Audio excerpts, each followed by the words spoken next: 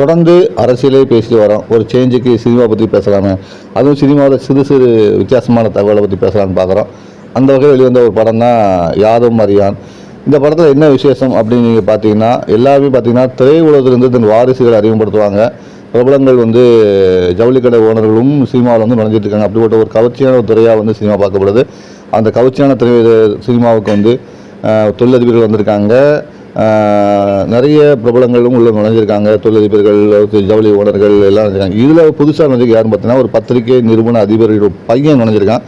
இந்த பத்திரிகை என்னென்னா தமிழகத்தில் மிகப்பெரிய பத்திரிகை என்று போட்டக்கூடிய ஒரு பத்திரிகை, பட்டி தொட்டி எங்கும் ஒரு பட்டையை கிளப்பிக்கிட்ட ஒரு பத்திரிகைன்னு சொல்லலாம். அந்த பத்திரிகையுடைய ஓனருடைய மகன் தான் இந்த படத்தில் ஹீரோவாக நடிச்சிருக்காரு. யார் அவர் அப்படின்னு நீங்கள் கண்டுபிடிச்சி சொல்லுங்கள், பார்க்கலாம். இந்த பத்திரிகையை பற்றி குழு சொல்லணும்னா, பூக்களை மையமாக கொண்ட ஒரு பத்திரிகை சொல்லலாம். பூக்களின் பெயரை கொண்ட ஒரு தினசரி நாளிதழ்னு சொல்லலாம். அது எந்த நாளிதழ், யார் அந்த ஹீரோ சொல்லுங்கள், பார்க்கலாம்.